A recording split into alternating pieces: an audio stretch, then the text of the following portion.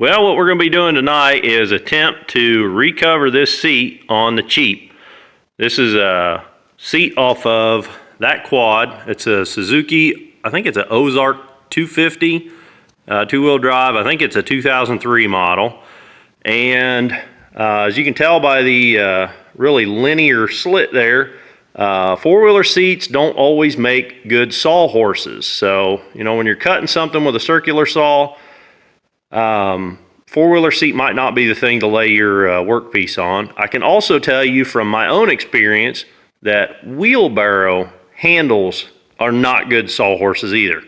What we're going to be doing here is, first thing we're going to do is pull out all these staples. I'm going to go around with a pair of side cutters and regular flathead screwdrivers, and I'm going to pop out all these staples. Then I'm going to take a piece of this. This is exterior vinyl. Picked this up at Joann Fabrics. They sell this for like recovering boat seats and stuff. Kind of an interesting story with this. I bought this a few years ago when I had one of those military Humvees where you can buy them off GovPlanet. I recovered the seats in that, and man, it turned out sharp. So that was before my YouTube making videos. I think I do got one video of that Humvee when I sold it, but I didn't make any videos of redoing that thing, and it turned out really, really nice. So anyhow, back on track here. I'm going to pull all these staples out, and I'll show you what it looks like when we get that done. So I pulled out all the staples around here, didn't have any real issues with it. I want to make sure I get them all out and don't just like pull them up and half break them off, because you want this to be nice and smooth when you go laying your material back down on it. I should say I dabble in this vinyl stuff, just recovering a few things. This is only the second four-wheeler seat I've ever done, so you know, I'm by no means an expert at this crap. So you guys, you know, take this video with a grain of salt. If I can help you, that's great. If not, I apologize for wasting your time. So anyhow, when I was pulling all the staples out, I noticed these staples are in the corner. We're going to be to you know, put new staples in the corner. The latch was going to be in the way. So this latch mechanism is held on with one bolt, or excuse me, the bolt is kind of in the seat. It's just held on with a nut. There's a little plate over a metal rod. So anyhow, I pulled that out of the way to give me plenty of room to work. The staples, when I pulled them out, I noticed how very short they were. In holding those up to, I've got a little selection of you know, staples here. They're actually only 1/4 inch, so I'm very surprised by that. 1/4 inch is a very shallow staple. So so where we're at now, I laid out, put my seat over here, laid out the vinyl over top of it, and let it drape down, give myself plenty of room on both sides. Kind of marked it off crudely and cut it, and it is 28 by 33. 28 inches by 33 inches. That's the piece of vinyl. This mark here has got nothing to do. That was marked up from before. And again, this is just regular old black exterior vinyl from Joann Fabrics. I don't know if that number mean anything to you. Maybe that's a good you know, part number for a company or something if you guys are really interested. Soft side there. So anyhow, what I should do, and I'm not going to do it, I should probably patch this up just where that's been kind of worn away, you know, from somebody riding this quad and their butt rubbing up against that. They've kind of rubbed that foam down, I guess is why that there's a kind of an indentation there, a dip. This crack should also be filled in. I'm not going to do that. If you guys want to do it the right way, you should probably get you some thin foam, glue it down in there, let the glue dry, and then come back and shave that foam off. Maybe use, I think guys use like bench grinder or something to kind of smooth that all back off. This here should probably be glued and fixed. I'm not going to do that either.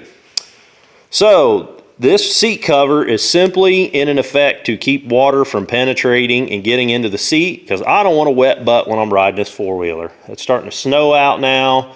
We're almost into December. We've gotten snow a few times here at the house. It's kind of blowing in the barn, and it's getting on this seat, and when I go to sit on it, my butt's getting wet. So I don't really care what it looks like. I just don't want to get a wet butt. So what I'm going to do now is I'm going to take my material, I'm gonna drape it down. I'm gonna drape it over it. Make sure I got enough room on both sides. Got about an inch there. There's about 3 inches there. So I'm gonna kind of center that back up.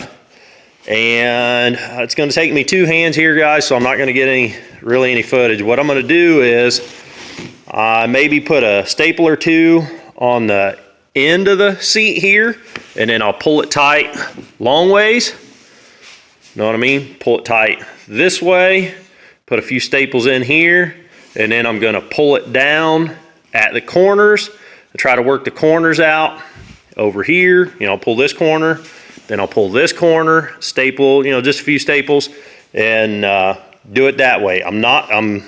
So again, I'm gonna pull it tight long ways, and then I'm gonna pull it down on the sides.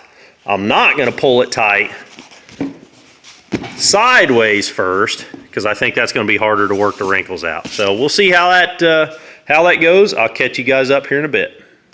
All right, so in process here, I got 3 staples underneath on the end of it. Then I didn't put much tension on it. I don't know how much tension to put on it.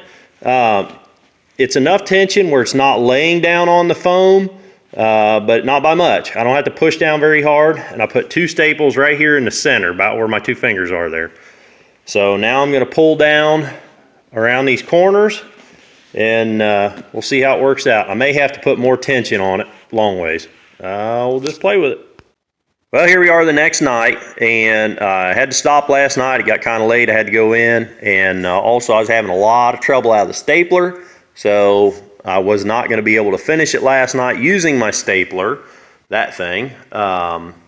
So I knew I needed to buy a new stapler, so I didn't push it to get it done all last night. So here we are. This is how far I got it last night. The last thing you saw was I had it kind of stretched across here. It wasn't real tight. That didn't work out. The staples pulled out when I was trying to stretch. So I ended up actually stretching it tighter. So I stretched it reasonably tight across here. And then when I was pulling it this way, so I stretched it out long ways here, put a few more staples in, pounded them in with a hammer. They finally did hold then, so it was tight this way. So then I started stretching it this way. Stretched it right here first, then I stretched it here, then I started pulling these corners. And as cold as it is out here, you can see I got my Carhartt on. It's pretty chilly out here in the garage. The temperature thing up there says 55 right now. Last night I think it said about 52. You figure that's at about 7 feet off the ground. I'm working about 4 feet off the ground, so we're probably losing a couple of degrees. So we're in the high 40s to low 50s. This vinyl does not want to stretch when it's cold. It's pretty cold for pulling this vinyl, I guess. So what I ended up having to do was put my heat gun on this. You can use a hair dryer or a heat gun. I've got that Milwaukee, just a regular cheap little heat gun. It don't put out a whole lot more heat than a hair dryer probably. So in your problem areas, hit this with a hair dryer or something, and that'll allow it to stretch a whole lot better.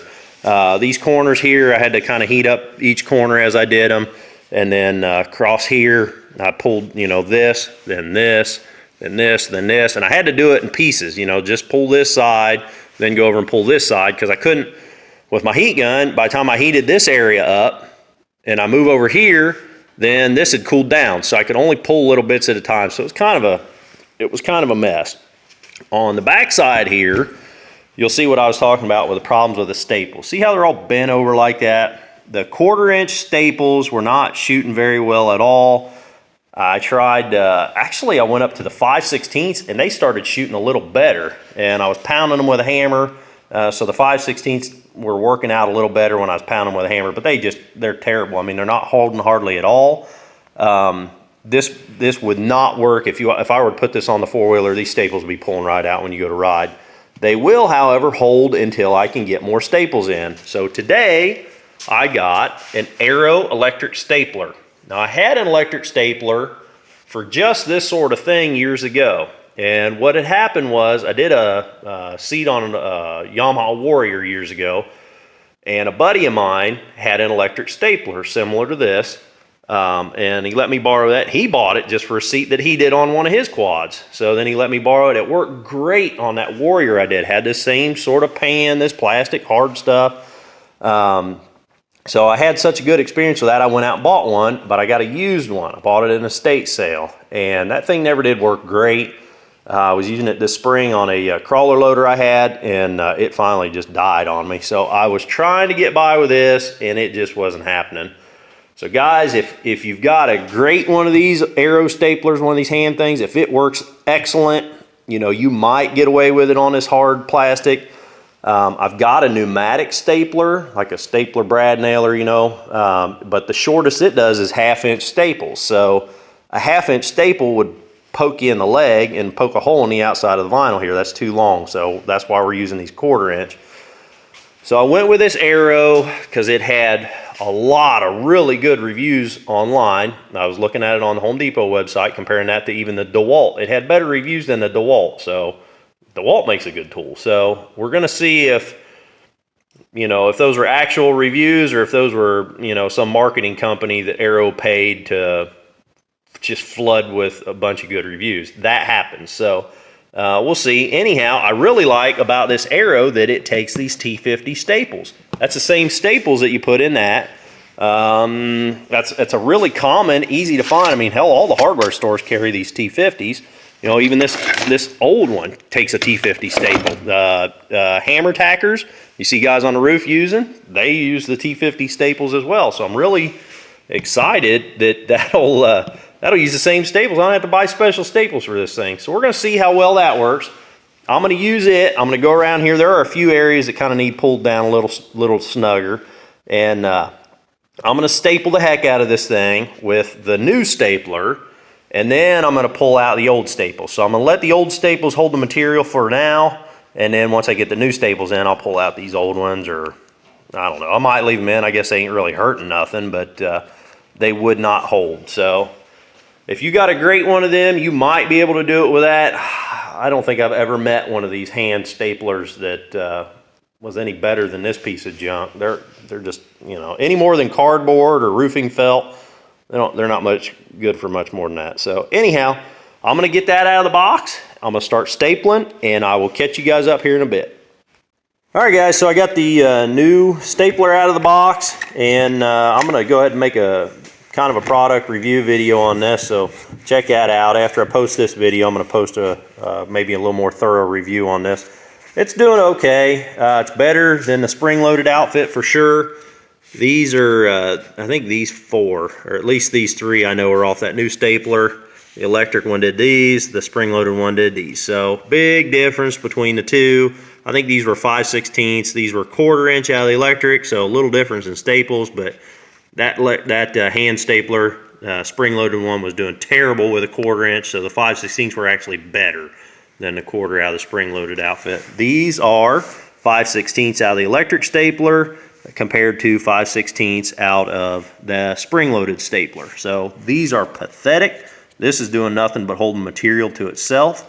So the electric stapler is doing a little better job. These still are going to need a little love tap with a hammer to seat them all the way. So for 60 bucks, I was expecting a little bit better than this. It's going to be sufficient, I think. So I'm going to go around the rest of this thing and staple the heck out of this, and I'll catch you up here in a bit. Well, the more I use this thing, the less I like it. I can't tell the difference between the old crappy staples and the new staples. There are about 5 new staples mixed in with the old crappy ones there. So this thing is doing a very, very poor job again. I'm going to continue, and we'll see how bad this gets. All right, well, I'm finished up with the electric stapler, and I ended up using 1/4-inch and 5/16 staples in it. It didn't really seem to matter much what it ran through. It ran them all like garbage pretty much.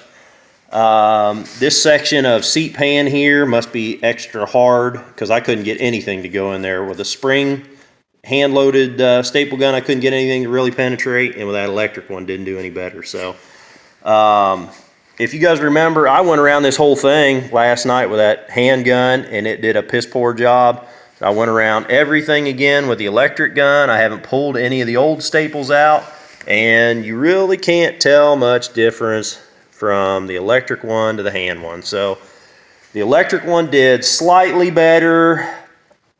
but I am really not impressed with this tool. So I'm gonna go ahead, and this is as good as I can get it. I'm gonna go ahead and go around here with a hammer and try to tap these in.